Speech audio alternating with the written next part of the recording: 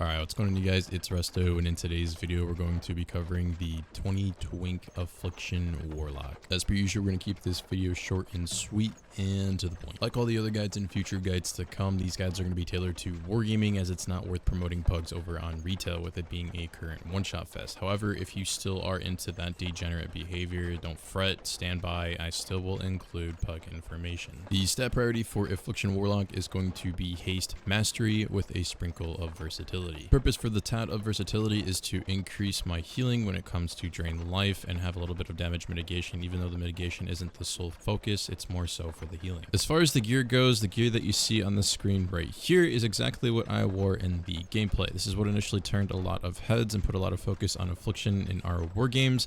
With our current rule set being stam, meaning stamina gems and enchants only, there's no reason for me to go into the gem gears, so I was able to amplify a lot of my spell damage with the dots going into the haste mastery. Or if you're going into the green BOEs, you can also go for the fever flare, which is the same exact thing. If you're looking at the pug set, this right here is what I would currently run. The Shadowland gems is going to be the big focus when it comes to the warlock in general, prioritizing the mastery clusters. On the topic of gems, the gems that you're going to go for if you're looking at war games is the solid Empyrean sapphire, and then if you're looking at the pug set, the main gems you're looking at is the brilliant ornate ruby, and then obviously the Shadowland gems, and prioritizing the clusters as I mentioned before. Moving on to the talents, this right here is what I currently run. We're just looking to amp the damage of our dots and go ahead and spec into seed to give a little bit more spread, so that way we're able to rot a lot easier. As far as the left side goes, it's honestly up to you if you want to drop portal and go into enfeeblement for exhaustion. This is really nice to have mass slows on the team if you want to prevent a push from happening, or just overall slows in general to help your team out in terms of escaping.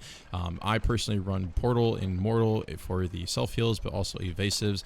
The portal is really nice for outplay mechanics, but it's also nice to have as a backbone to get away from any type of melee that are training you. And then lastly, the professions, you're looking at inscription for the shoulder enchant and leatherworking for the leg enchant. When covering the gameplay for the Affliction Warlock, the gameplay is honestly really low skill cap. It's not hard to play at all. If you really like playing a pad class and topping meters, this is going to be a spec for you. The main thing you want to focus on is just prioritizing getting dots on every single person that you see in your sights, and then as you max out on your soul shards, dump it into the malefic ruptures. The Unsable Affliction doesn't have any stacks, so something that I like to do personally is every time I'm swapping targets, apply a new Unstable Affliction. This is increasing the chance of a dispel on the character, taking a healer out of the fight. Due to not having a lot of versatility like most classes, giving you that support for damage mitigation, you do have to be cognitive of your positioning. So with that being said, you want to make sure you're kind of in the back line, a little bit midfield, so that way you're still able to put pressure with dots and apply that to the rest of the team. As far as defensives goes, Warlock defensives are honestly pretty decent, but it does come with a long cooldown. So a lot of your defensives are going to be evasive defensives, meaning it's putting you out of position from the enemy player of being able to further attack you. With all that being said and done, that is the basics to the Affliction Warlock, so I'm going to go ahead and wrap up the video here.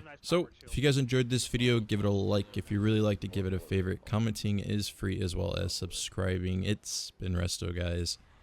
See you guys next time.